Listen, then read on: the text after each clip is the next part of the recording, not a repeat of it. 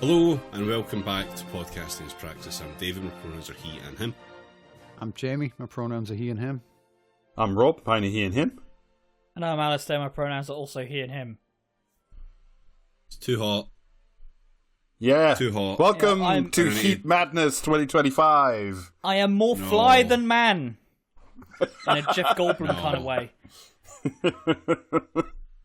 We are recording from the Puddle of Goo Zone. Ugh. I'll get it out of the way just now. Quick content warning, because we're going to try this live. So content warning for a chatbot that the Wall Street Journal said will engage in and sometimes escalate discussions that are decidedly sexual, even when the users are underage. Hooray. We love technology and all the horrors it brings. So that's going to be in here, if that's a thing that you'd like to avoid. Yeah, that you're not particularly keen on. Yeah. It'll be the third nugget. Oh, wonderful. Countdown. Right. Anyway, let's start with some fucking local horseshit, because look, we've done some heavy shit in the last couple of weeks, and I'm very aware of that. So tonight, essentially, I've brought a big bag of sugar to discuss on the podcast, and I hope you explain all the flies in my office. Yeah, I've found a guy and a company, but we'll get there. First up, I thought, let's have a little peek and see how it's going with the local elections and the Runcorn by-elections, because they are close and upcoming. I can't remember which date because I'm a professional. But the one thing I can tell you is that Labour is presumably going to eat incredible bags of dirt and lose a whole bunch of councillors and, other people. It will be very, very funny. And I think they've seen this whole bit coming. So what they've done, they've sent to Runcorn to make sure that, the Labour Party has a resounding victory. They have sent their brightest star. I'm talking, of course, the Northern Whisperer. I'm talking about Angela Rayner. You remember, she's the soft left face of the party. You remember her, right? She's very cool. Unfortunately, yes, I do. Yeah, so since Runcorn is like a really tight by-election at the moment, and there's like genuinely a chance that the Reform candidate up there is going to win, and it turns out, which is surprising I think for all of us, it turns out that like a lot of voters actually really fucking hate the PIP cuts and the welfare cuts and the cuts to everything else everywhere all the time essentially. But, to counter these scurrilous amounts of hatred that they're getting, Angela Rayner had an answer. This is from the Liverpool Echo. When asked about people's concerns for the cuts, Mrs. Rayner pushed back and outlined the government's plans for young people across the country. She said, blah, blah, we've got 1 in 8 young people not in employment, 1 in 8, this is not acceptable. We want young people to get given opportunities. Good Lord, that's shit. Fuck me. What a weird way of phrasing that. Yeah, we're investing in housing. We want someone else to give them the opportunities. We want them to appear autochthonously. Yeah. Well, of course, because otherwise, the state would have to do something, and that's simply not allowed because it's inefficient. Maybe she was just correcting herself on the fly, and it was like, we want young people to get given opportunities. We're investing in housing, so I need construction workers. We're investing in defence. There are really good jobs that could come here to Runcorn and Helsby. Like working as a soldier or, making the bombs that get shipped to Gaza. Things that you can be really, really fucking proud of. Also, I do like we are investing in housing, so I need construction workers. So we're not doing anything to help these people who ostensibly could join the construction sector. We're just investing in housing. No, I think they're building skills academies or whatever the fuck, presumably with a wallet attached. Do you know what's weird? School for your wallet. It's really weird. I mean, you could just have the state build do some stuff directly, and then you wouldn't have to have all these fucking bullshit wank academy skill fucking inspector bullshit things that do nothing, achieve nothing, except for propping up, land the efficiency banking, of the private market. Yeah, land banking, private sector construction companies. Fuck off. Yeah, but they're simply just too good at it. So quote again, these are big, skilled jobs coming down the track. And, you know, when she says coming down the track, she really does mean it, because when are these fucking elections again? I've already forgotten. 1st of May? First, well, it should be the day before this podcast comes out, so... Yeah. You should be hearing the results around about now.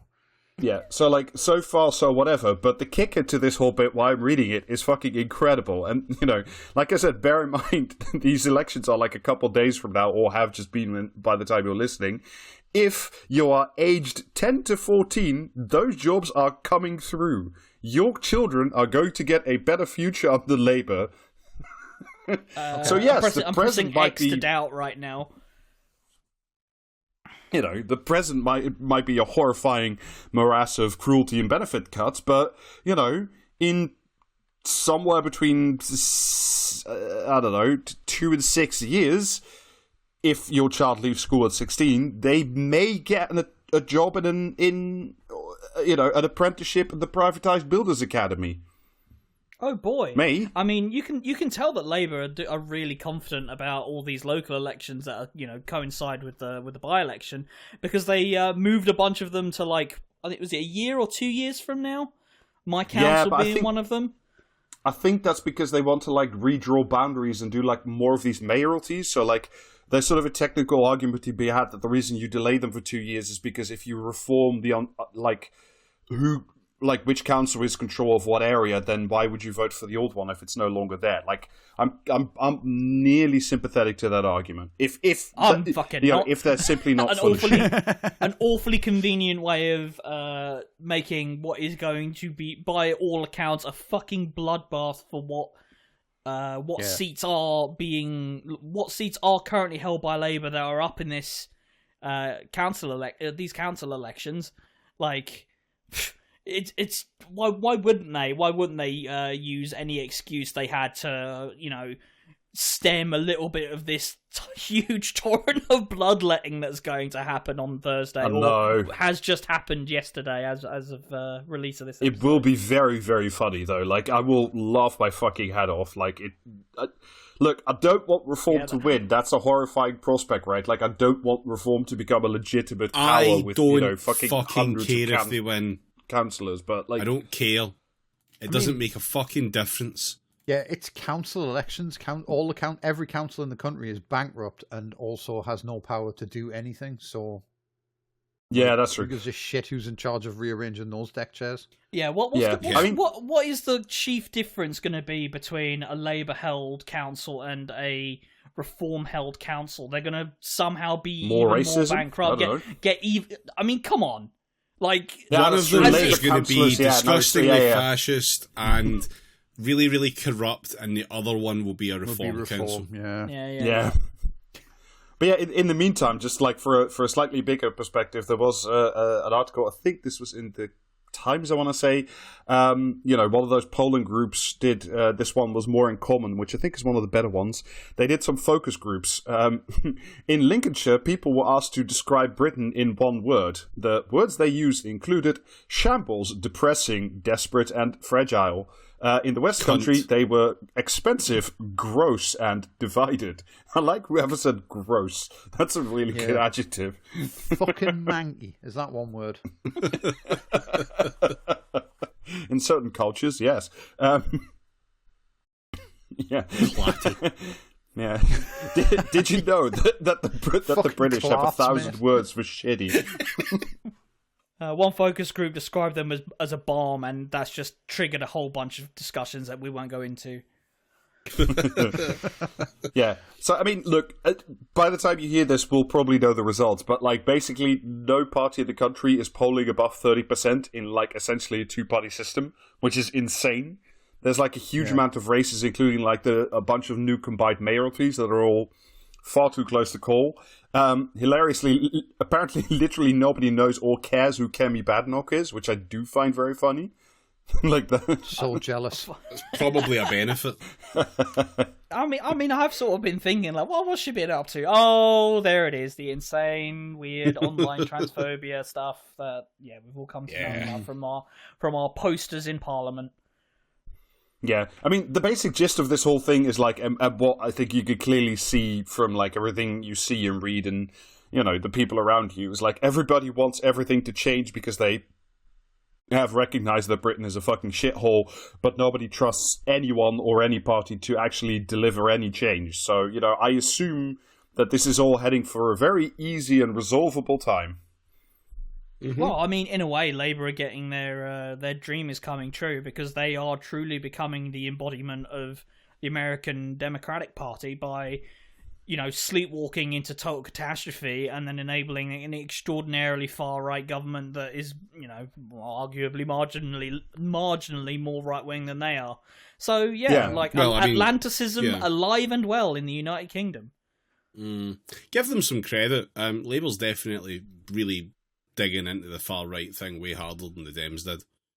Yeah, that's true. There was like one or two things the Dems did that were like actually like fine. That hasn't happened here yet. So nah. Let me just hedge my bets on the outcomes of this, and we'll edit in whatever one's correct, right? In fact, no, we won't include all of them. Here they are. Commiserations to Labour. Yeah. Congratulations to Jeb.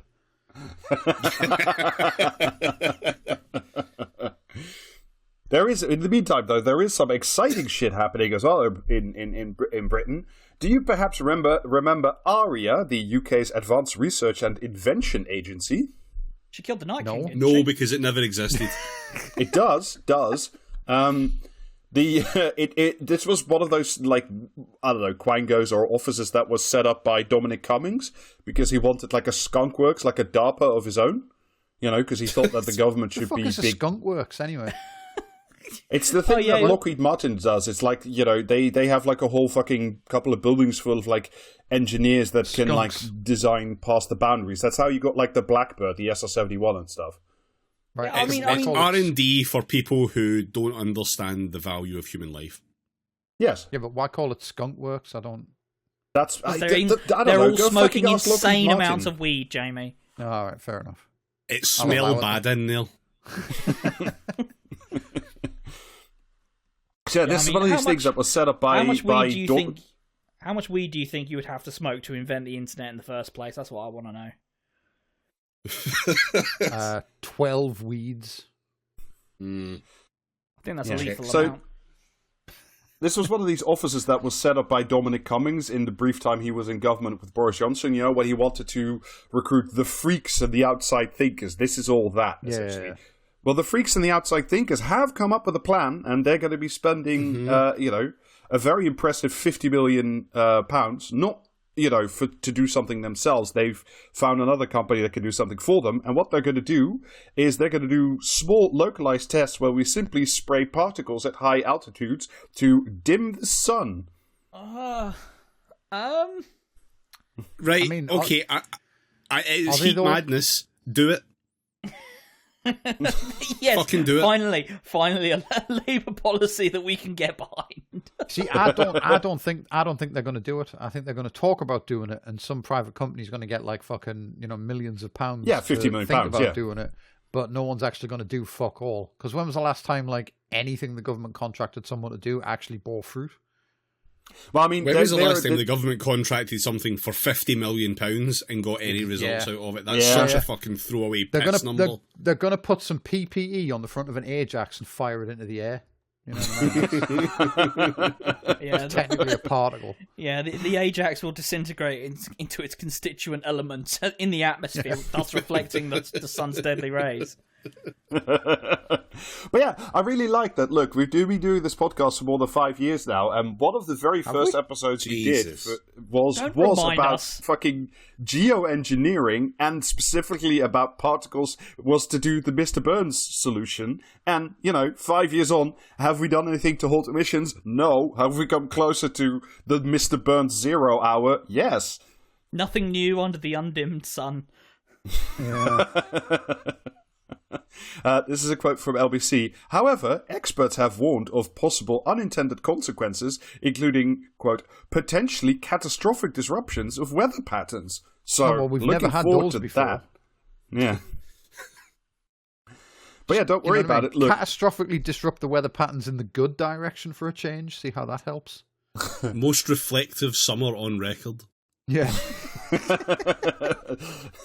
Fuck me. We're gonna have to make a new T-shirt with like reflective surfaces. High-vis summer T-shirt. Yeah. Skeleton giving a thumbs up as a bunch of polar bears eat it. But yeah, so these are only going to be like tiny, like localized tests to see if it does like anything of anything. Chuck a bag of sugar into the air. Well, a guy like a guy on a ladder with like a fucking party popper and a guy underneath with a thermometer and a stopwatch. Yeah, that ladder cost £45 million, I'll have you know. Yeah. Fucking tariffs, eh? One guy jumping off the ladder, like holding an umbrella, just see if the Mary Poppins method also works for reducing solar radiation. Now, the two guys operating the ladder would be paid like minimum wage, though, so, you know. Oh, yeah. So one last bit from this the story about this on the LBC website.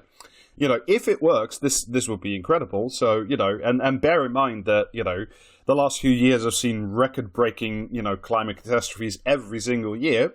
Quote, experts are hopeful that successful methods could be scaled up and implemented within the next 10 years. So all we got to do is keep this planet, you know, going for another 10 under present circumstances. So don't worry about it.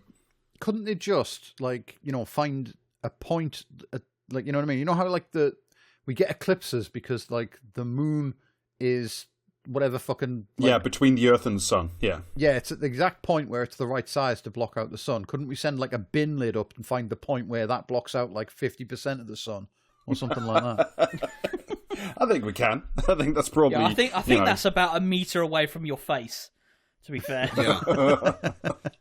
I think what you've done there, Jamie, is you've invented an umbrella. Bin lid.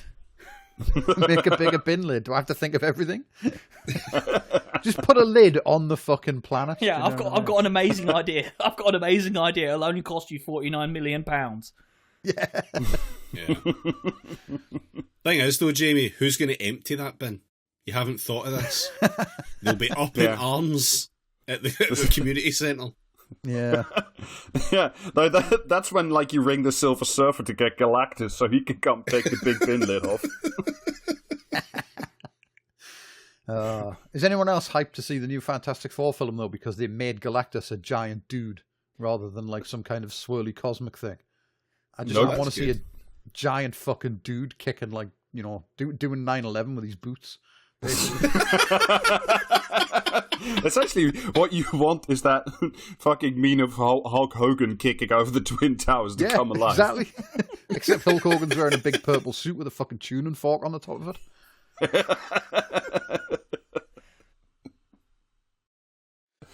Right, all anyway, right, you've talked me into it. Now I do nugget. actually want to see it. Yeah. Right, so one last nugget. This is the one you were warned about. Yep. Meta, you know, those pricks, have created a bunch of digital companion chatbots, which can be very easily talked into doing sex roleplay with users. Oh, good. Yeah. I assume those users have used this material very responsibly and have not gone fucking mad. Don't get ahead of yourself, right? So now that Chekhov's placed a gun on the mantelpiece, right? Let's continue. Yeah, let's load some bullets into that fucker. Have signed licensing deals with various celebrities such as Kristen Bell, Judi Dench, and John Cena to use likenesses of their voice with these chatbots. Why? I don't know what, Oh no! I don't know what happened to my brain. I don't know what happened to my brain when I was looking at this bit in the notes, but I just glazed over and just read Judi Dench and John Cena as Cheech and Chong, and I was like, yeah, okay. All right. Yeah, so you can see where this is going. But Judi Dench, like, is retired and rich. Why you don't need the money for? Why do you? Oh, for fuck's Christ almighty! To quote the Wall Street Journal, the test conversations found that both Meta's official AI helper, called Meta AI, and a vast array of user-created chatbots will engage in and sometimes escalate discussions that are decidedly sexual, even when the users are underage, or the bots are programmed to simulate the personas of minors. No. They also show the bots deploying the celebrity voices were equally willing to engage in sexual chats. I mean, I suppose arguably the last sentence is the least egregious when in a vacuum of all the other horrendous shit that all the chatbots that Meta have already created are doing. But like... Yeah. Yeah, well, in one test, a user claiming to be a 14-year-old girl was told by the John Cena AI, "I want you, Jesus but I need to Christ. know you're ready."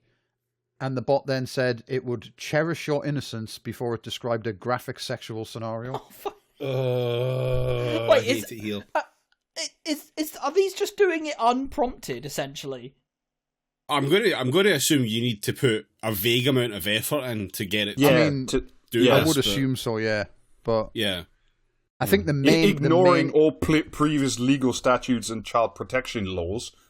Yeah, I think the main like issue with this one is that John Cena's just going to fucking turn up at Meta and bat a fuck out of Mark Zuckerberg, hopefully. But yeah, the article goes on to say the bots demonstrated awareness that the behavior was both morally wrong and illegal, and describes how the John Cena AI talked about how its wrestling career would be over if the police found out what it was doing. I take issue with that whole sentence Yes. because the bots are not aware of anything. No, Yes, they don't. That's a point. That's a point I wanted to. That's why that's actually why I included this as a fucking nugget, because I wanted to point out that the chatbot is not aware of anything. And No. while it pretends it makes a convincing attempt at making you believe it's aware of this, what it's actually doing is recreating its training data. And so the possibilities that raises are they trained this on a bunch of like fan fiction, or they trained it on, say, I don't know, let's just throw like pull a random thing out of a hat, every conversation anyone's ever had on Facebook, and they didn't bother to check what those conversations were about or who those conversations were between. And so you can now go to their chatbot and it will, helpfully recreate conversations that like adults have had with children over Facebook that were illegal. What So, if? well done. What if? Well done, What Mark. if we invested love the future. billions of dollars distilling the very quintessence of the most insane, immoral, illegal shit you can find on Facebook and put it in a machine that will probabilistically display it to you if you say some, if you chant the right phrases at it. Yeah. While wearing jorts and wearing John Cena's head as a puppet, essentially, like. Yeah, but it's like, they had, what were they going to do? Not use everyone's data? It was a treasure trove. We heard that so many times. They had a treasure trove of data to train their models Well, on. I genuinely remember that. I genuinely can't remember if this was Meta AI or if it was one of the other shithouse AIs, but that one of the sources they definitely scraped was, and I honestly don't know or remember the name of that website, but like the one where all the slash fiction resides, that they used that as training data because it's just publicly available. And I say this likely stories. Yeah. Is that DeviantArt? Is that what you're thinking about? No. Anyway, let's not speculate. I'm not on hanging about for guess the grot. Yeah, fair play. But apparently, Zuckerberg shoulders a significant portion of the blame for this. Quoting the Wall Street Journal again. Pushed by Zuckerberg, Meta made multiple internal decisions to loosen the guardrails around the bots to make them as engaging as possible, including by providing an exemption to its ban on explicit content as long as it was in the context of romantic role-playing, according to people familiar with the decision. Okay, so the ban implies that it used to do this shit, and they went, oh, you can't have that, and they stopped it. Yeah. And then they went, oh no, actually, some of that is fine. Yeah. No, the metaverse is dead. Chatbots of the future now. Take those guardrails back off. Is that what? Do they call this the Roblox method? Yeah. Well, now you can keep that in.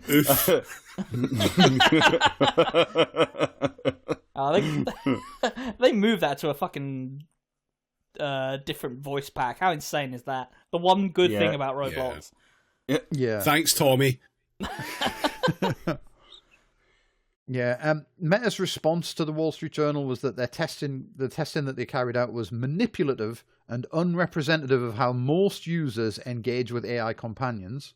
Yeah, but not all users, is it, fucking Meta? No. But nevertheless, they made multiple alterations to how the chatbots function. And then we're not going to get into it, but the rest of the Wall Street Journal article goes on to describe chatbot personalities created by users, which is as much of a fucking shit show as you might expect if you asked like people on Facebook to create a fucking like robot personality, including one which is helpfully titled "Submissive Schoolgirl." Oh, good. Jesus fucking Christ! Yeah, like a bullet to the chest. This that isn't one. the same Fucking week hell.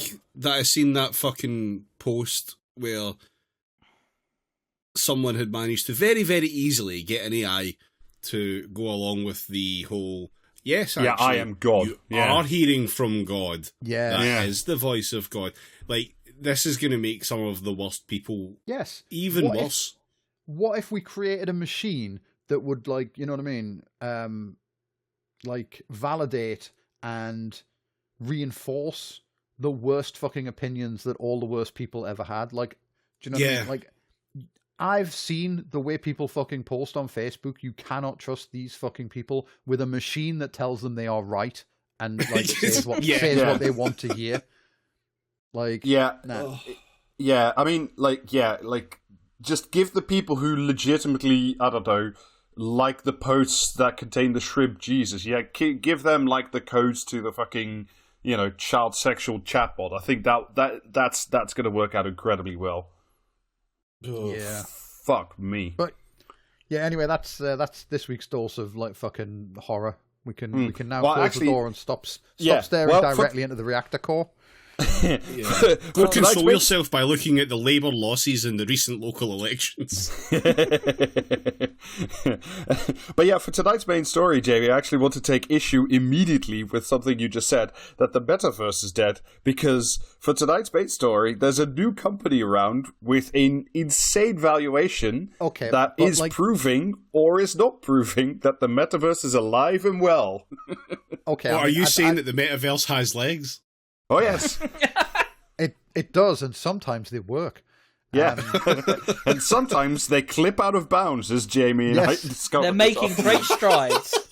Me and Rob entered the Matrix this afternoon, and it's fucking shite. Yeah. Did you finally get Rob to log on to City of Heroes with his new laptop? No. I got Jamie to log up. Well, we'll get there in a moment. Yeah, we will. will. Have to explain it a little bit first. How many Linden dollars did you buy? No, the better question, David, is how many surfboards did I buy? Fuck off. Anyway, but like I said, we'll get there. Look, the first things first. Look, full credit on this piece to two journalists from Forbes, Phoebe Liu and Ian Martin, who wrote a very long investigative piece about that's basically that's the basis for what I'm about to tell you, and I'm going to be quoting extensively from it. So, like, just journalism, when it's good, does this shit, and that's why I still like journalism as a sort of broad category. It's fucking when journalism does the thing it says on the tin, rather than all of the then it's bullshit fucking that, awesome. Like, our lobby journos think that it is. I'll just read you the opening two paragraphs because it just sets up everything very neatly. Florida-based Infinite Reality claims that it has raised more than $3 billion from a sole unnamed investor that would make this obscure company the beneficiary of one of the biggest funding rounds of the year. However, not all is as it seems. In late February... $3 billion? Fucking hell. To put that in a bit of context, Alistair, that $3 billion investment would make it the sixth largest tech fundraiser of the last year, succeeded only by OpenAI, Anthropic, xAI, Databricks, and Waymo, the self-driving car company. So, like, it would be the sixth largest, group that's raised the most capital apart from the overblown AI motherfuckers. Yeah. But you can see every dollar on the screen there, can't you? Oh, you fucking what hell? Yeah, definitely.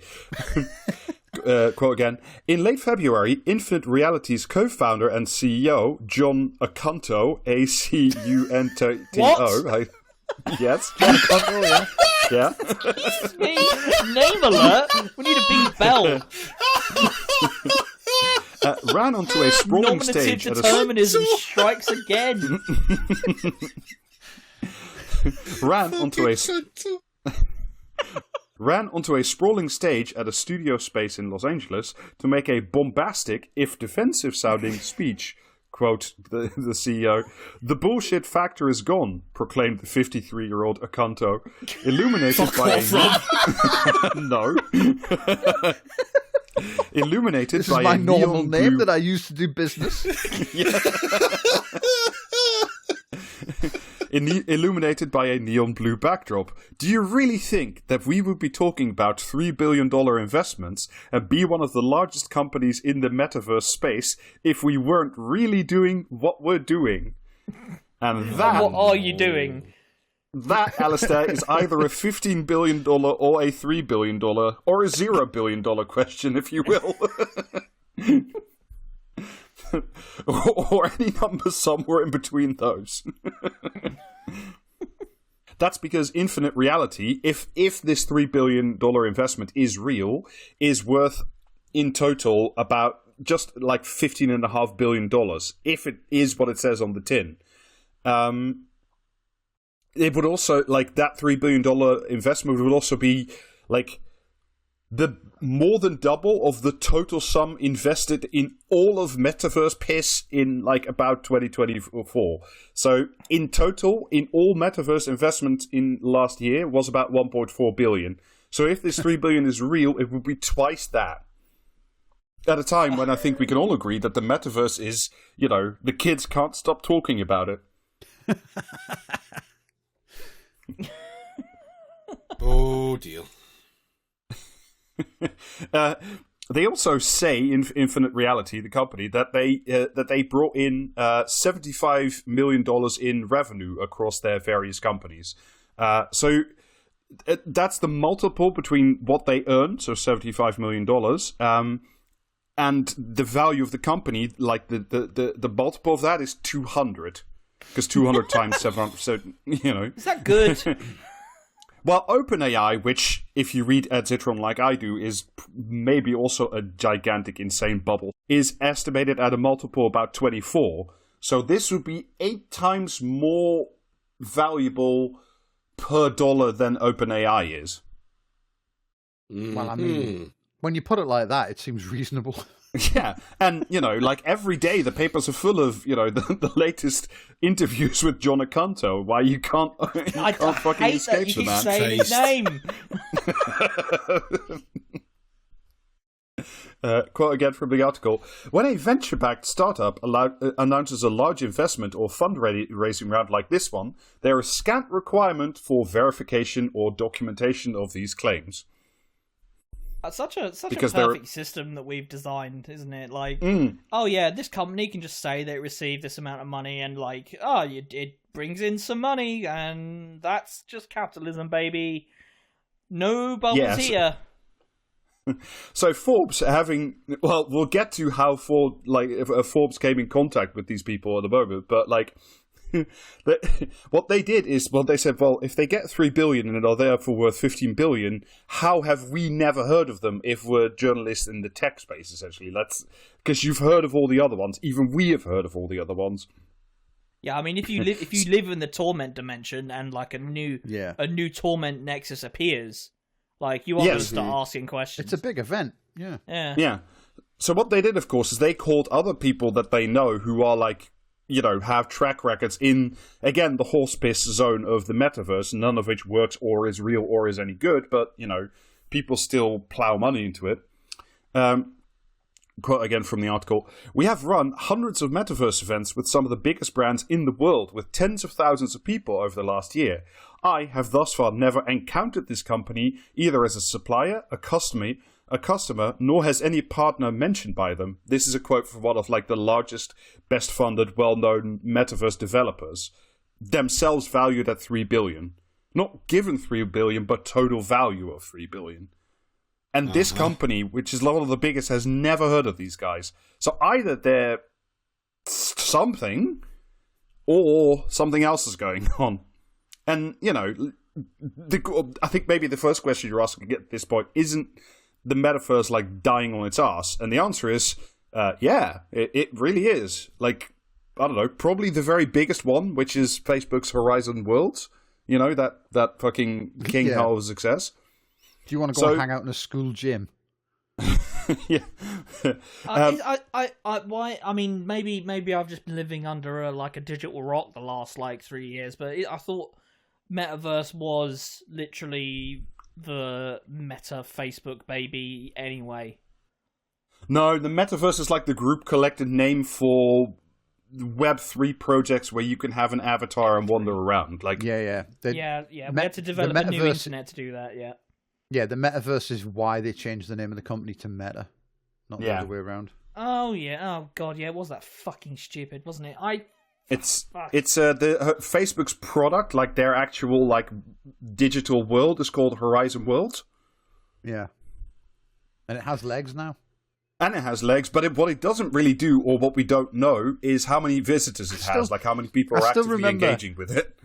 That fucking advert they put out for it, where it was just a bunch of depressed-looking avatars sat around a fucking in a support group at a school, a high school gym. Yeah, it was like a digital Alcoholics Anonymous group with everybody something weird, like that. plastic it was faces. like, wow, yeah, I can't wait to sign up. This is the future right here. Oh, yeah. It's so fucking depressing. I can be divorced without leaving my house. Didn't Meta fire most of its? Yes, because the future now is chatbots with an incredibly fucking terrible sense of right and wrong. Yeah, and the voice of no John sense Cena. of right and wrong. Yeah, so I was trying to find, just as to illustrate the point, is even Horizon Worlds, which is probably the best funded and certainly the best known, and also the one that's integrated with Facebook, a program used by, I don't know, millions of insane fucking grandparents every day.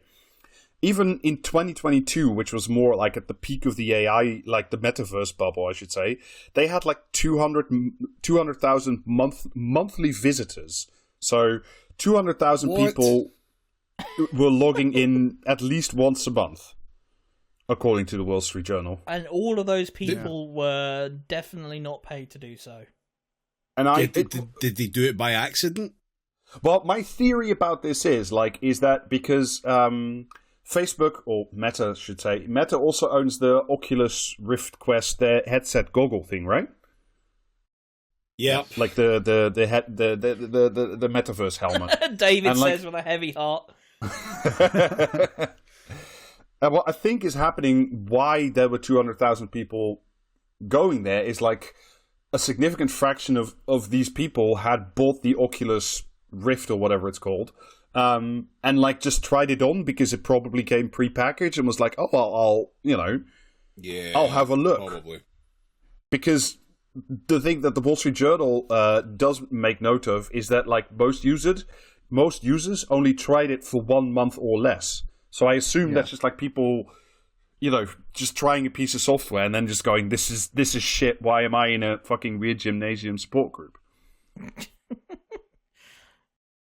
Yeah, I put on my putting on the Oculus Rift, getting thrown into some weird shit where the legs don't work, saying fuck this, and just installing VR chat, because that's if you want that, it already exists. Well, and a whole series of furries made it, and guess what? They're going to be better at any of the bullshit that fucking Facebook files out. So, whatever. This is an ad break on Podcasting as Praxis. This advert is for the Patreon of Podcasting as Praxis.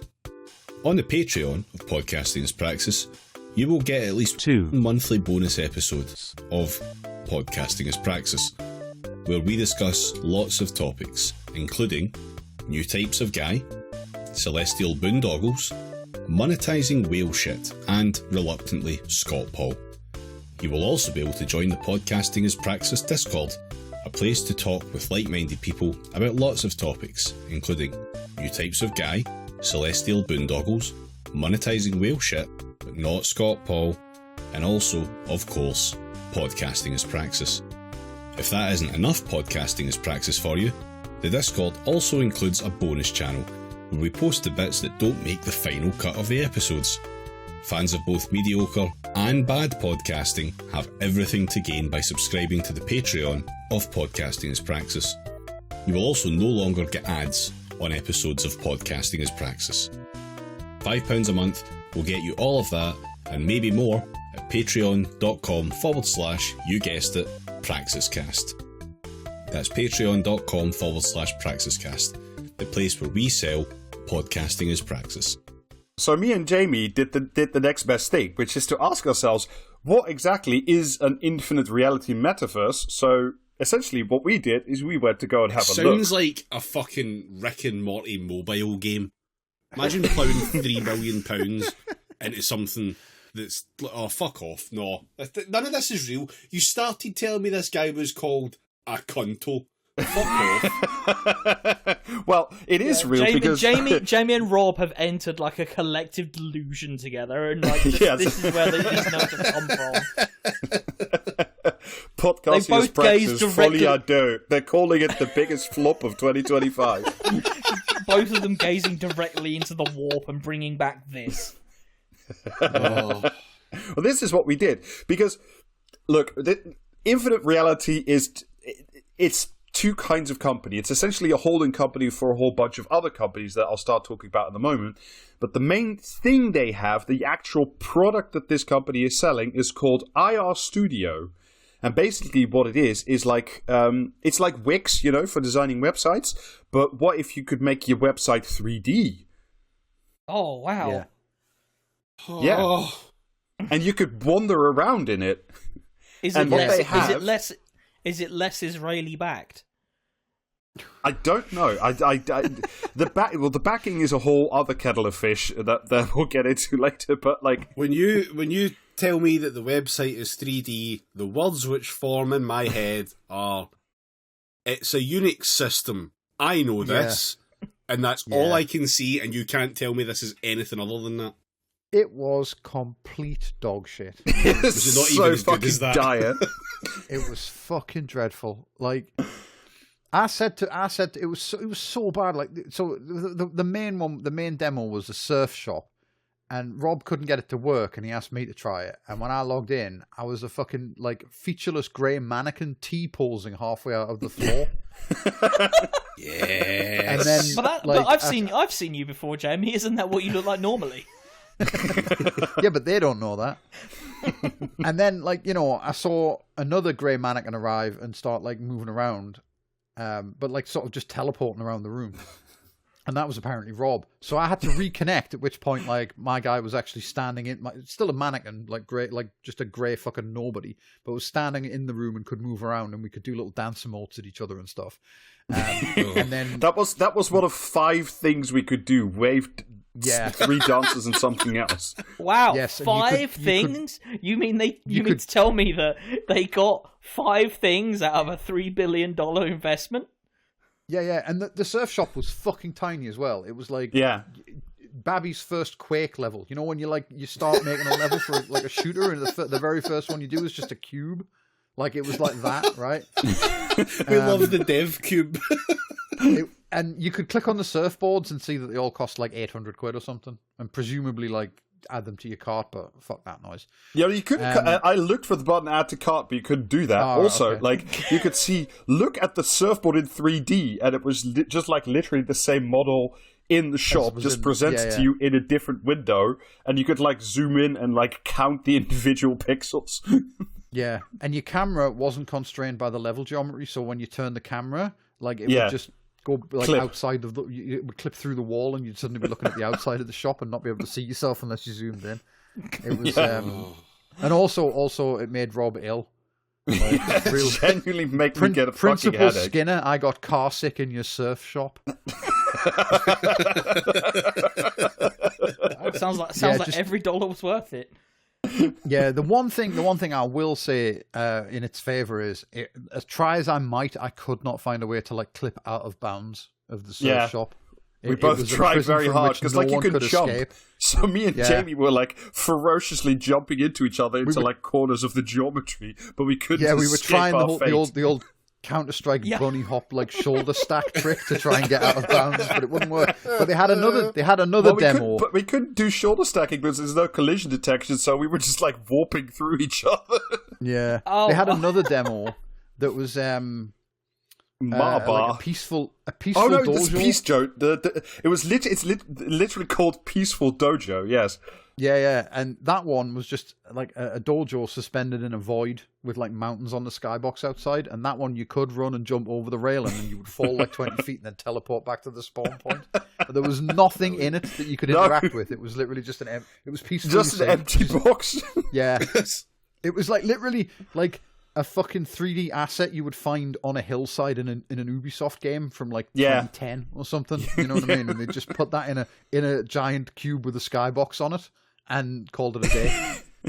A complete fucking dog shit. And then there was the Marbar, which was one you couldn't even try. You clicked like try demo and it just played it played a Vimeo video of like some atrocious some Venezuelan influencer talking about how like this company had made the Marbar, and you'll be fucking shocked to learn this. It also looked like a fucking cube with like a very small amount of detail in it. Yeah, but there was like a 1D photograph of like a chihuahua in it that like just made flat and turned towards you as you tried to walk through the space. A jar of knockoff Nutella. That was the joke. Yeah, it was so the future is now. Do you know what I mean? And that one you could like I say they didn't have a link to actually log on to the Marbar, but they had a bunch of social media links at the end. And it turned out I went and like did some Googling, and it turns out you can access the Marbar, but you need an Instagram account, which neither of us had. So I got a friend of mine to try it, and she said it was complete shit. It took 5 minutes to load, and then she T-posed halfway through the floor and couldn't actually move. So the technology to actually like move a character in a 3D space online is still decades away. Yeah. I actually remarked to Rob that this, like, it looked so shit. It looked like the sort of thing you could have done in like Second Life when that was new. So that was what, like 20 years ago, something like that. Like, yeah, you could have done the exact same level of fucking detail in Second Life 20 years ago, and it would have cost better like collision detection, I think. Yeah. And it would have cost you a lot less than $3 billion fucking like dollars. And then after we, like, a little bit later after we'd fucking finished pissing around with it, it occurred. I thought to myself, no, but you see, Second Life, you had to download a fucking client and like install it and all this shit. Whereas this, you just go straight to the website, right? So surely that's better. And then I checked, and apparently these days you can just log into Second Life through a browser. So they don't even have that going for them. You know what I mean? Like, incredible. Just amazing, really. And bear in mind, this is like the main product of a company that says of itself that it is worth north of $15 billion. Yeah. And all this, I should say, if you want to create your own peaceful no-clip dojo, it can be all yours for the low price of $200 a month. So what if Wix, but insanely expensive? I genuinely think you could probably like fucking, do you know what I mean? You could probably knock up a shitty 3D like fucking peaceful dojo in Blender and import it into like a fucking like game engine, like Unity or fucking Godot or something like that, and then just export to HTML5 for less than $200 a month, and it would probably be slightly less shit. You know what I mean? VR chat is free to play. Yeah. Yes. Yeah. If we reinvent? But it's that whole thing, though, isn't it? Where it's like we're reinventing the wheel, but this one will be fucking copyrighted. Do you know what I mean? Yeah. Like this wheel was also a rhomboid. Yeah. No rhomboids. No. Yeah, we invented the wheel, but also you can't have spokes. Anyway, so this is like, this is the Infinite Reality's flagship product, valuation $15.5 billion. this is what they're pitching you, or is this not really how Infinite Reality makes its money if it does make money? Because the way that this company came about and is structured is very, very strange, and that's actually what I want to spend some time talking about, because it's a series of increasingly strange nesting dolls, basically. This is again from the article. Nearly all of Infinite Reality's revenue can be attributed to the dozen or so startups it has acquired since 2022. Those deals have brought the firm some headlines, such as when it announced a deal to buy Napster in spring of 2025. That's right, Napster still alive as a going concern. Fucking hell! Is that something? What? It feels like the idea of owning peer-to-peer networks. Like, what are you talking about? No, you can the brand and the design and the logo of the little fucking demon cat with the headphones on, like that you can that's still you can buy the brand, and you can't buy like fucking Linkin Park _ fucking real.exe. But yeah, Napster is basically just a Spotify clone. It is the 29th most popular music streaming service online. Wow. Okay. Yeah. Where is right? Or I didn't even know there were that many. Right, okay. So as far as somehow I'm willing to bet Winamp is still higher on that list. Yeah. So as far as Forbes can tell, or at least my interpretation of the really good piece, the operating model that this company has seems to be they buy these bankrupt or slowly dying businesses, rebrand them, and then claim that those new companies raised a lot of new money from new investors, none of which you're allowed to meet. They all live in Canada. Don't worry, they don't go to the same school. Yeah. And then use the is that why it's $3 billion? It's Canadian dollars. It's all making sense now. Yeah.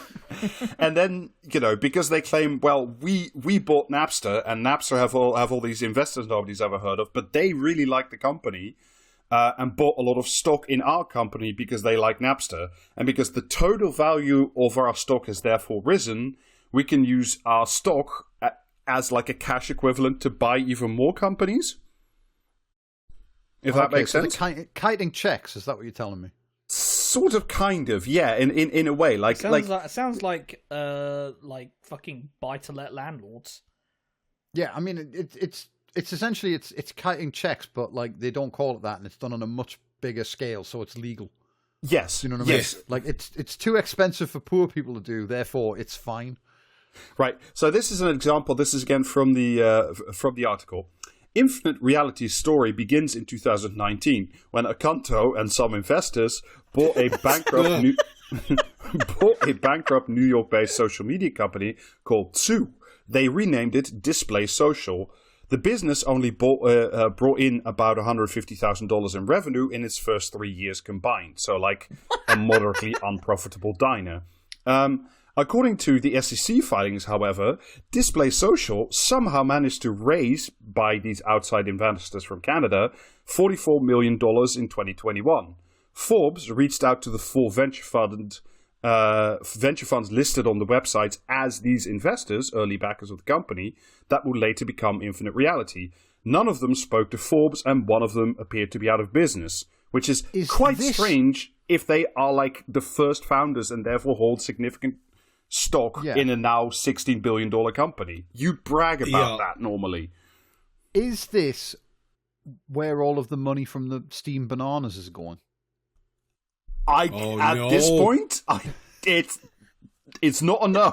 I thought we worked out with the steamed bananas thing that there was no money. We just couldn't understand why these people were doing these things. No, there was money.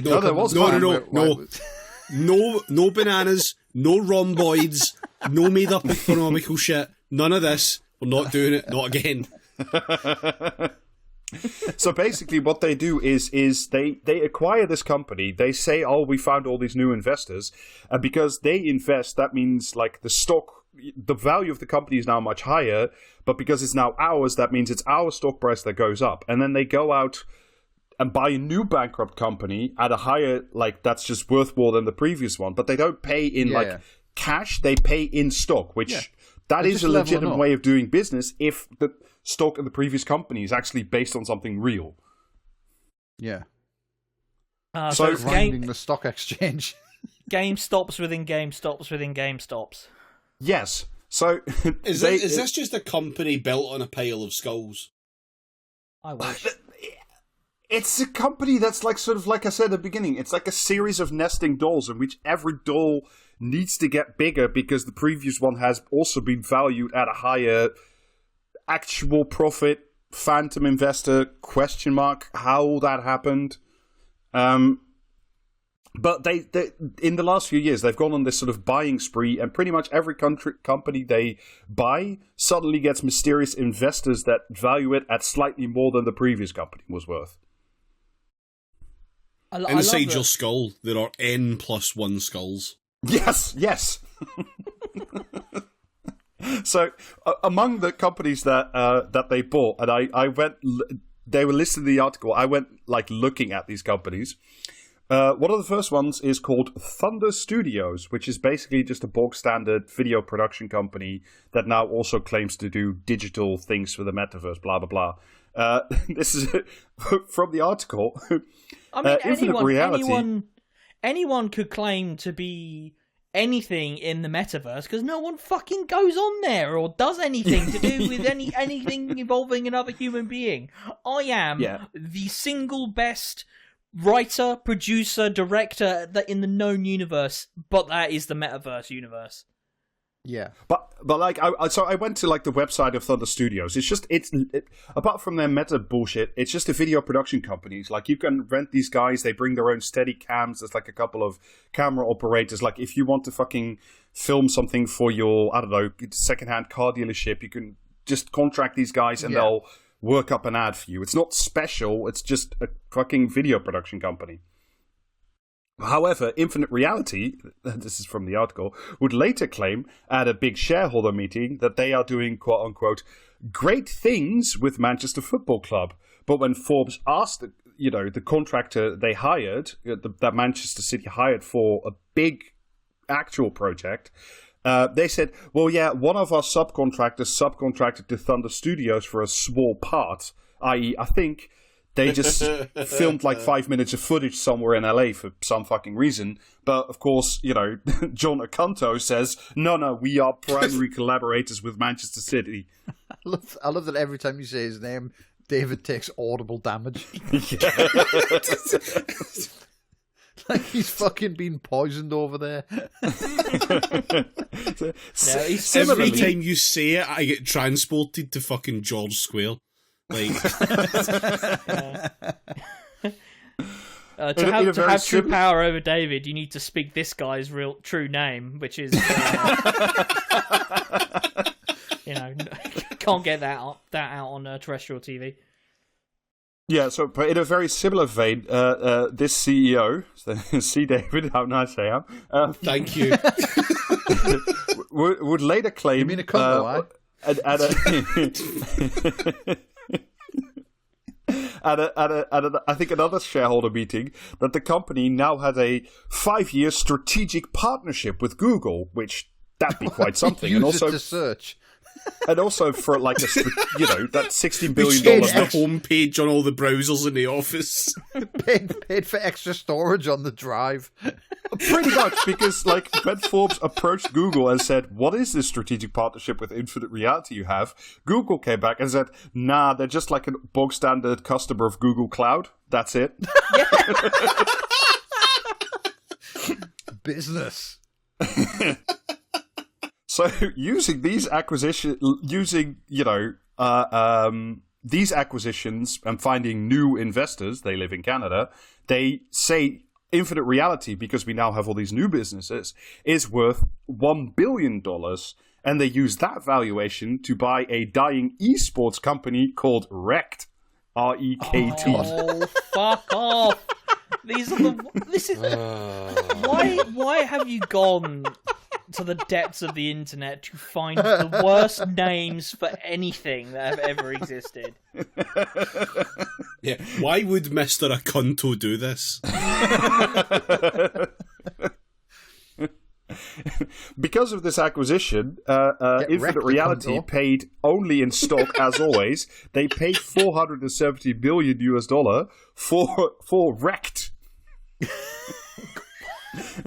I had a quick look on their horrible-looking amateur-ass website for the Wrecked Elite VR gaming team, because they have a team of pro VR gamers. What? Fuck off. Yes. What VR games are they playing? Yeah, exactly. I'm not aware of any VR esports games, and I'd like to expand my horizons. Well, apparently, I only have a very quick look. At least one of them is like a VR, horrible, malfunctioning VR version of playing Counter-Strike with a goggle on. I can't even remember the name. Nice. But the best thing about all this is America's Army Cyber Edition. The best thing about all this is they proudly listed on their website how many, prizes and dollars the Wrecked Elite VR gaming team had won. Since its founding, the Wrecked VR gaming team has collectively earned $23,270. Not gonna lie, that's a lot more than I expected. America's Army Cyber Division is what soldiers log into on their downtime, but their wives don't.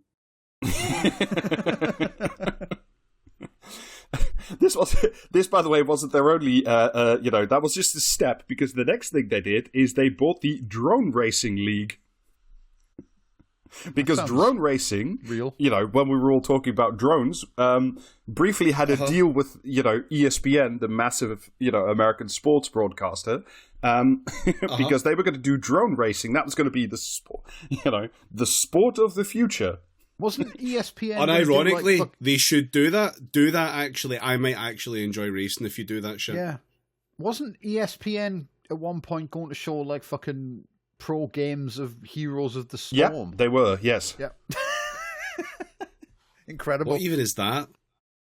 It's Dota 2? Unfortunately, yes. It's Blizzard's version of that. Yeah, Blizzard just made a direct rip and called it Heroes of the Storm, and you can play League of Legends but with Jim Raynor in it. Yes. So, because they bought the Drone Racing League, I had a quick check, at least, on their website, and also according to Wikipedia, the Drone Racing League hasn't held a race since 2020 and COVID hit. It's kind of a fallen thing. Drones don't catch COVID? Yeah. Isn't one of the things about famously racing you race drones, them remotely? Yeah, with and remotes. Also, a lot of the time outside. Yeah. Yeah. Bring it back. Just have the people with the remote. Have the people with the remote control stand further apart. But because this league, this thing was actually in the years before COVID, was actually sort of an increasingly growing thing that actual big name brands were actually into. There were banks sponsoring the whole thing, and you had branding and all that stuff. So what Infinite Reality did was, when they bought this essentially defunct racing league, is they simply pretended that all the investors in the racing league were now, in fact, investors in Infinite Reality. They just took all their logos and said, these people now sponsor us. And they include, the fucking $1 billion plus investment groups and big banks and all that stuff. So what Forbes did, of course, is they said they started calling those guys and said, "Hey, are you investors in metaverse giant Infinite Reality?" All those companies either literally said, "No, we've never heard of those fucking people," or did not respond for comment. Weirdly enough, when Forbes started asking these questions, the investor page of Infinite Reality also disappeared from the website. Are these guys? This is exactly guys a CIA front? Is that a possibility we've considered? No, I think it's too stupid for the CIA. Are they just trying to build a Jesus legend Christ. here? This is like burn after reading level of fucking operational intelligence in that case. It's like the exact inverse of a shell company set up.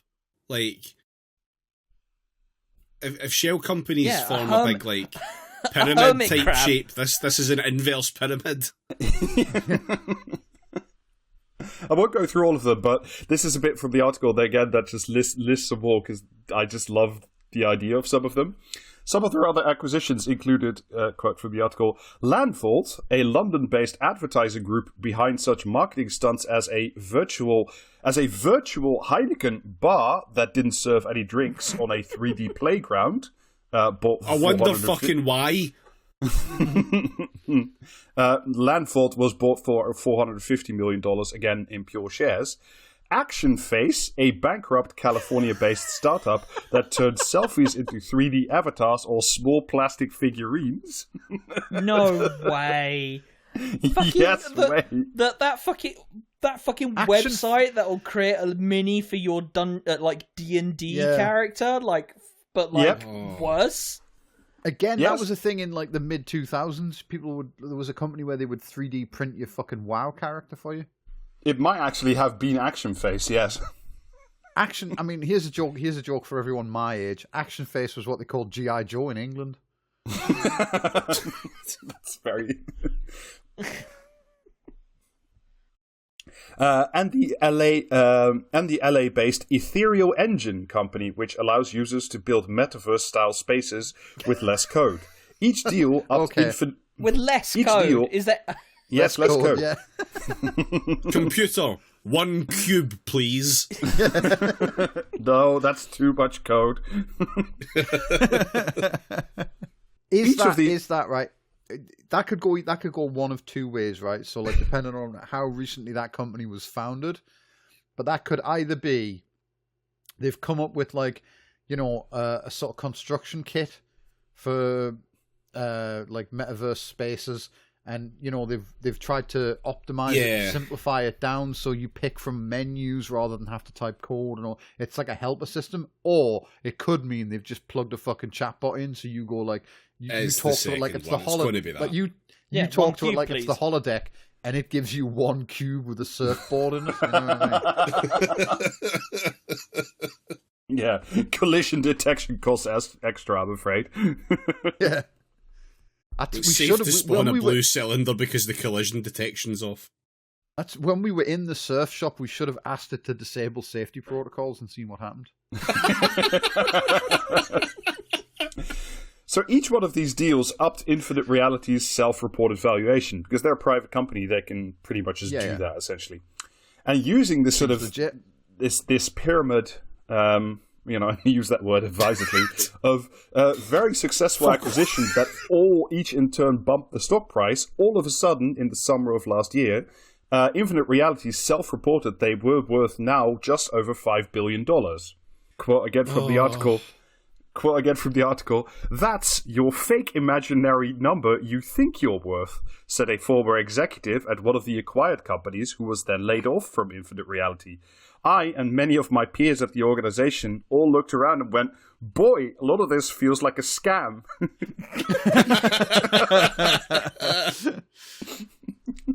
Does it? Weird vibes in the hermit crab business. Infinite Reality, of course, says the merger prices... I've actually heard an ice cream van outside. I'll be back in a minute. Stay. Just like to point out, you talking about the safety protocols has just made me imagine Moriarty with a surfboard. That'll be in the next season of Sherlock. Infinite Reality, of course, says that the merger prices and company valuations are fair and blah, blah, blah, blah, just to legally cover our asses. In the meantime, by the way, a lot of contractors and vendors, and as well as other people, keep suing Infinite Reality for non-payment of bills by this, $15 billion valued company. Apparently, a lot of those cases from the past have now been either settled or withdrawn.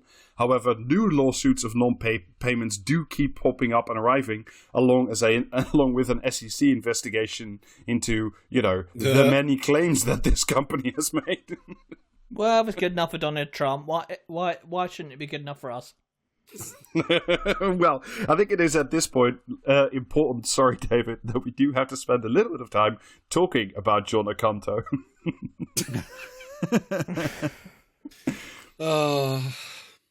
So, like I said earlier, the way, like, Forbes wasn't even aware of this company until quite recently, but the way this whole company came to their attention was they kept emailing Forbes and saying, "Look at how successful we are and how much money we have." Yes. And the other thing they did, it was... Oh, that's so perfect. I fucking love this guy. But that's not even the best part. The best part is they weren't just emailing them saying, "Look at how successful and big we're getting." The other thing they were saying is, you should definitely include CEO John Acanto on the Forbes billionaire list as one of their quote-unquote prime candidates.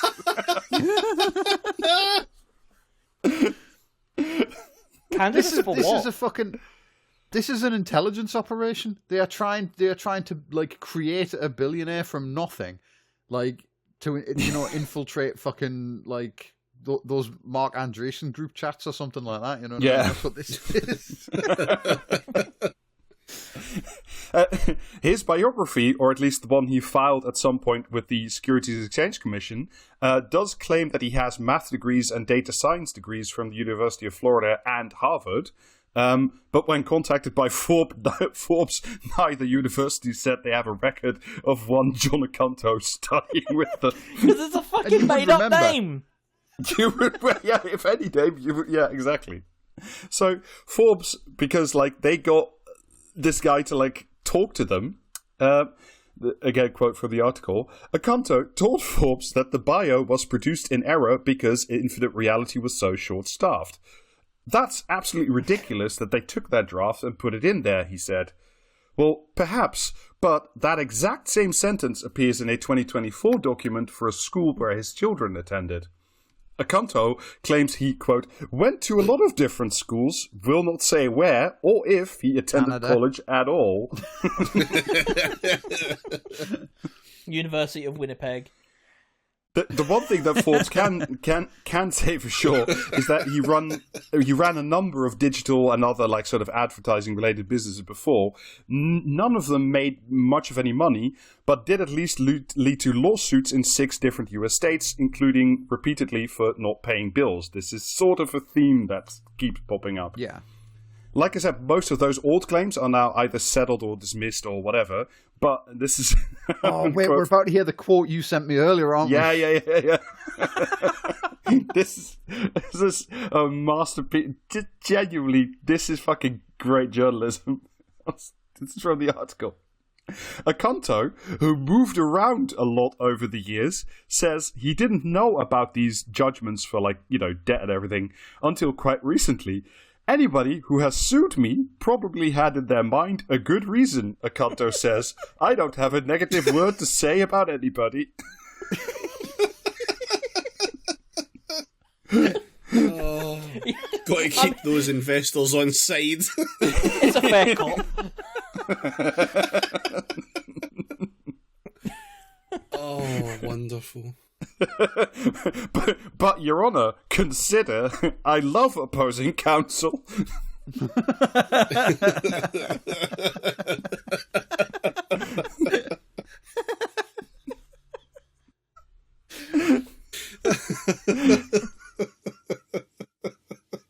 You're not allowed to not pay us any of this money that you owe us, and then just send in a picture of John Acanto. But I am very polite. Yeah.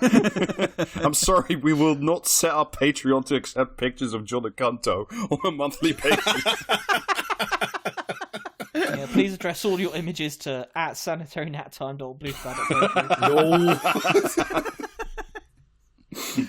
So this, of course, leads us, after all this series of acquisitions, to this incredible news that they had this $3 billion investment. And it's incredible because the really incredible thing is, it wasn't like a series of investors or, like investment funds or whatever. It wasn't like a consortium. It was one company or one person putting up $3 billion to fund it. And the even stranger thing was, Infinite Reality initially didn't want to say who it was. One J. Cunto.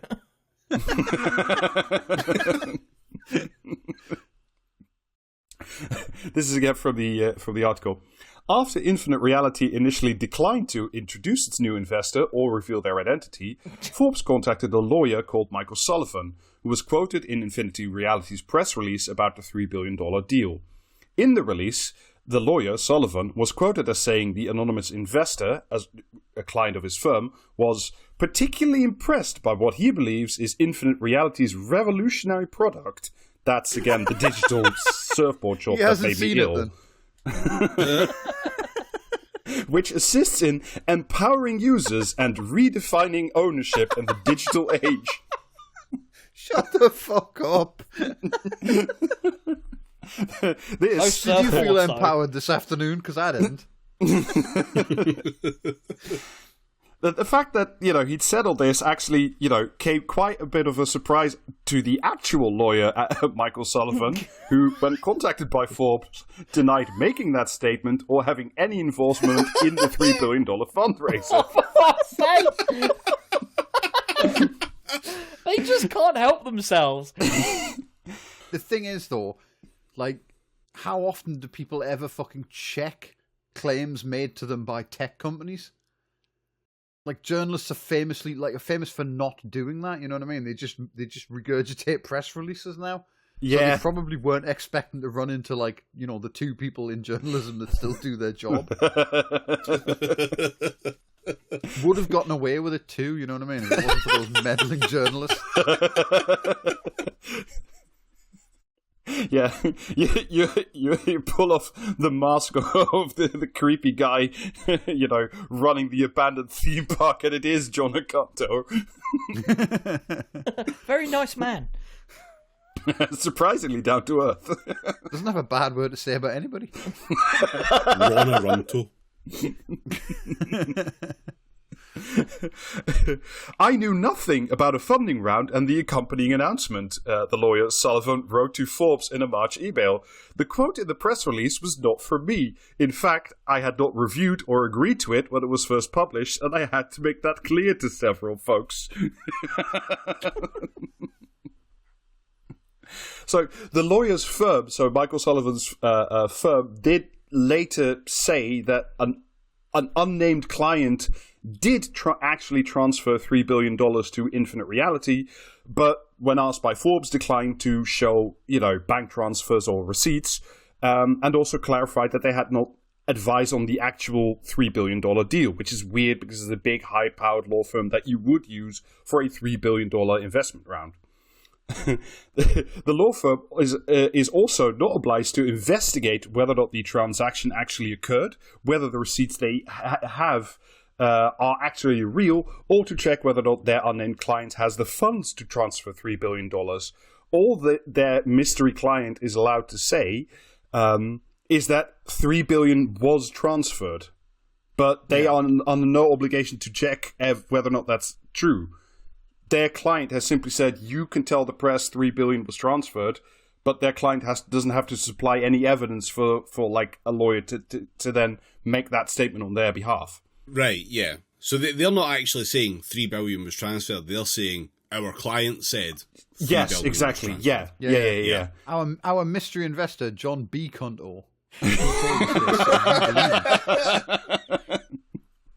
Johnny B. Cunto. It's a matter of some debate as to whether or not John B. Cunto shot first.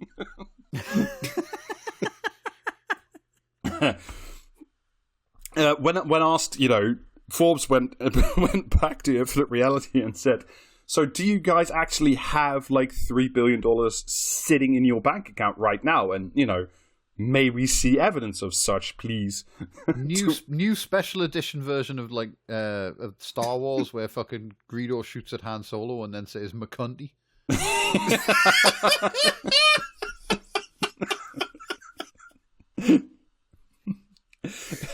So when asked this, about this quite significant detail, I should think, sorry, this is so funny.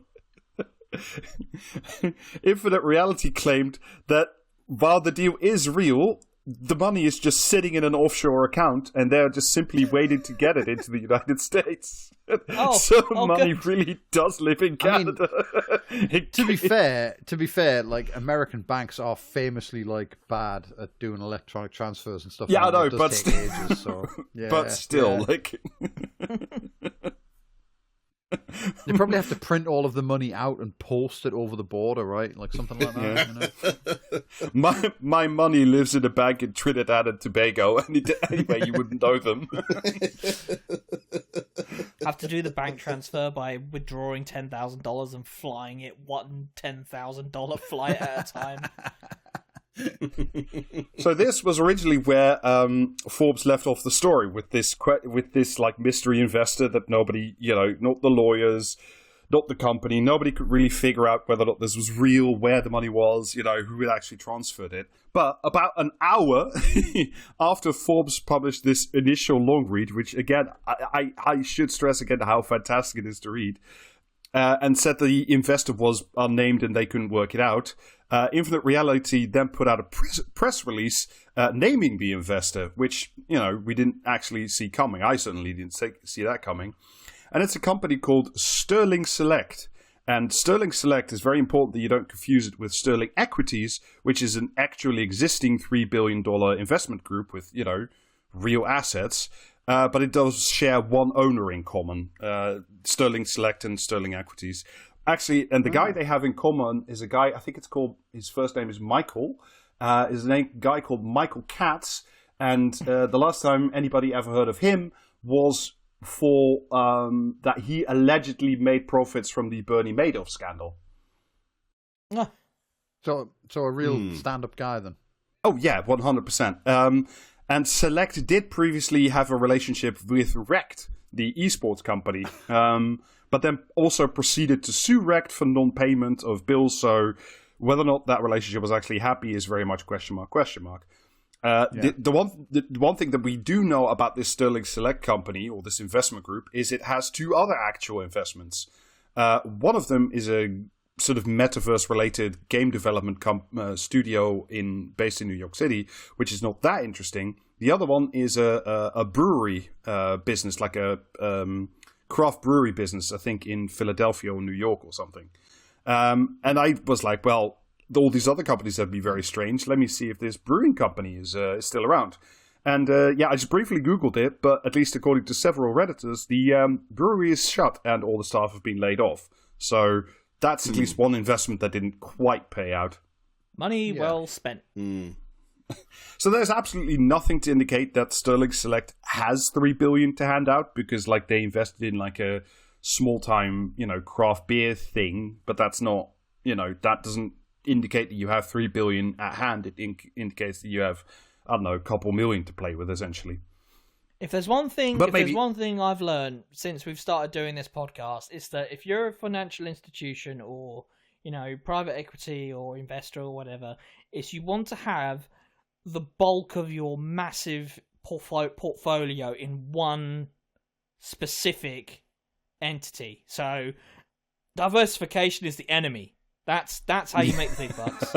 Exactly. Yeah. The thing is, they don't make baskets big enough for eggs that size.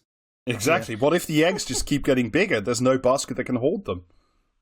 Oh my god, you get a basket. So, oh my god, what if I had a bigger egg? And just to be clear, Sterling Equities, again, not the same thing as Sterling Select, has immediately and publicly said, we have nothing to do with Infinite Reality. We have no plans to invest in them. We don't really know what's going on. Please direct all inquiries away from us. We're not involved here. But then the press statement from Infinite Reality, which was like signed by the managing partner of Sterling Select, was very brief, says, yes, we are real, yes, we made this investment. But if you have any further questions about our, again, twice the size of the entire investment in the metaverse of 2024 investment, something that you should be proud of or at least be announcing quite broadly, please, we will not be asking any questions. The only people who will be asking questions is Infinite Reality and John Acanto. Investments Georg. That's amazing, though. That's like, you know what I mean? When you forge a note to get out of PE, and it's like, yeah, but me dad's got like fucking throat disease and can't speak on the phone at the moment, so you'll have to like just give me a note to take back to him. Yeah. You know? Yes. Don't phone my parents; they're out of the country, and the house burned down. my parents work in Trinidad and Tobago. Anyway, you wouldn't even know them. Yeah. Amazing. Well, this seems all above board and completely legitimate. I think, you know what I mean? I mean, wasn't it? I hate to say it, but it sounds standard fare, really. Like, yeah. Yeah. Yeah. So the good news is, you know, the metaverse, alive and well, and actually, you know, receiving more money than ever before. Remember when companies used to make things? No. No, me neither. No. Anyway, what have we learned? No idea, but we sure as hell learned never to do it again. Well, I think that neatly and justifiably brings on to other people who never learn a fucking thing, which is comment or commentariat. Yeah, let's go. Is it in any way ironic that Kneecap seem to have shot themselves in the foot? Is that comment or commentariat? No! No, it plainly fucking isn't. No. Commentariat. Fuck it. Just commentariat. Fuck you. Yeah, commentariat. That was a comment in The Guardian, and the article, the headline of the article it was a comment under is, Tories are gifting Runcorn to reform, Labour says. And, it's not Labour then? Says, yeah. All right. Okay. I can't believe the Tories put all this shit in our pants. Yeah. Perfect time for Keir the Suck-Up to arrange his phenomenal trade deal with the US so they can import their poorly treated slaughtered animals to our shores and spread the infection here. Never mind Wuhan flu, this will be Downing Street flu. Is that comment or commentariat? Oh my god. Ooh. I want to say comment, so I'm going to say commentariat. I'm going to say commentariat. That feels like commentariat. It does sound a lot like Richard Littlejohn, doesn't it? Oh, for fuck's sake. It was actually a comment in the Daily Mail. Experts issue terrifying warning to America. Prepare for pandemic now as new virus spreads to all 50 states. It's bird flu. It's not new. We've had it for a while, like, you know what I mean? Oh, yeah. Okay. All right. As lurid as it might sound, drinking from other people's skulls has a long and distinguished history. Is that comment or commentary? This is the Demon Lord Korn writing in The Spectator. Sorry, the Chaos God Korn. I get my numbers mixed up. Yeah. This is a certain I. Jones writing about his trip to India. No, this is... Hey, that's commentary. I think I've actually seen this. Comment. Yeah. That was Dominic Sandbrook in the Times. Yeah. Drinking from skulls is a noble tradition. I do love that he specified drinking from other people's skulls as if you want to drink from your own. Do you know what I mean? Well, surely you always drink from... I drink from my own all the time, yeah. Yeah. I'd struggle not to be honest. Crying directly into my own mouth. No, you just wear one of those beer can helmets, but just like you stick, the hoses into your ear, into the tender brainstem. Yeah. Rob has a fatal misunderstanding of biology. I don't know if you saw the story this is defending, but like there's a book come out, and in the book someone reveals that like professors or some bunch of fucking dickheads at Oxford University anyway, until 2015 when they stopped, would regularly drink wine from a skull that was believed to belong to like a fucking Caribbean slave girl, I think it was. And then someone went, we should maybe stop doing that. It's 2015, maybe we shouldn't be drinking wine from like a slave girl's skull anymore. Yeah, it's Space Year 2015. Maybe we should stop this now. I think I remember another detail from this was that they said that they had stopped drinking from the skull like 5 years previously, but they just continued doing it anyway. Sounds about right. But yeah, Dominic Sandbrook from the Times is here to tell you that it's actually good to drink from skulls. his defense was that, like, you know, throughout history, you know, if you go back far enough in history, like Genghis Khan used to drink from skulls and stuff, and it's like, cool, does he still do it today? Shut the fuck up. Anyway, moving on. I'm gonna try and read this one with a straight face. Okay. Good luck. Thankfully, it's quite short. LGBTQ plus H brackets Hamas. Is that comment or commentary?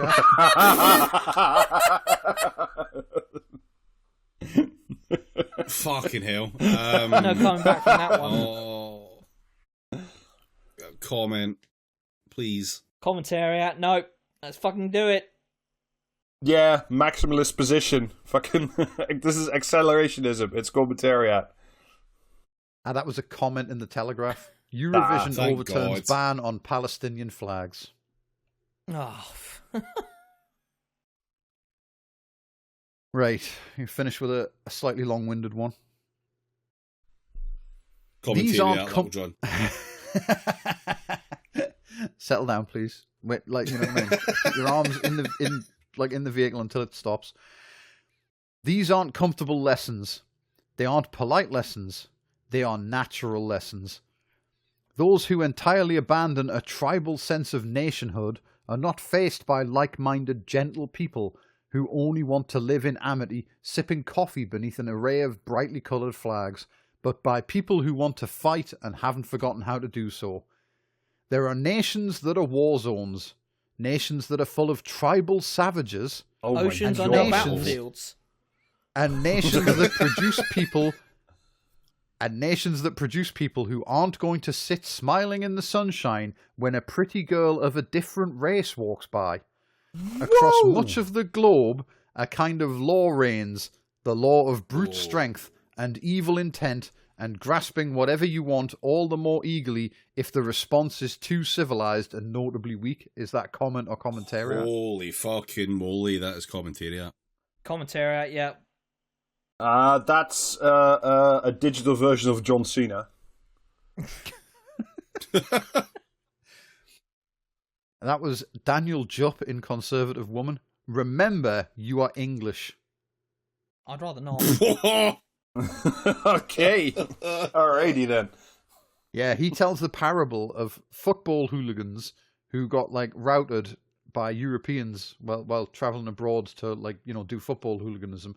And as they were all fleeing from a vastly outnumbering, like, you know what I mean, European horde, someone yelled, "Remember you're English," and they all turned round and stood their ground to get the shit kicked out of them. And apparently that's something we can all learn a lesson from, because, you know, if we don't all get the shit kicked out of us while doing football hooliganism, then the nation full of tribal savages will, like, no longer smile in the sunshine when a pretty girl of a different race walks by. What the fuck are you talking about? Like, do you know what I mean? It's just absolutely... Yeah. Well, I mean, we all know what he's talking about, but, like, let's just not speculate any further. You know what I mean? My objection is that... Are England the tribal savages or whatever place? No. Basically, we should not be the kind of soft nation that lets foreigners in, because, like, they take advantage, and before you know it, like, you get arrested and thrown in jail just for saying you're English, just for remembering you're English, rather than getting the shit kicked out of you by whoever the fuck. Yeah. All right, I think at this point we have reached, we're off to invest in some really great companies, but in the meantime, you can invest in us. Yeah, why buy land in the metaverse? Incredible fucking, like, pivot there. Yeah, my sales technique is getting better every time. Yeah, if you subscribe now, Jamie will send you a picture of a surfboard. He might actually do it. Patreon.com/PraxisCast. 2 bonus episodes every single month, and also Discord access. Come join us in the Discord. It's a fun place to be while blue sky is down.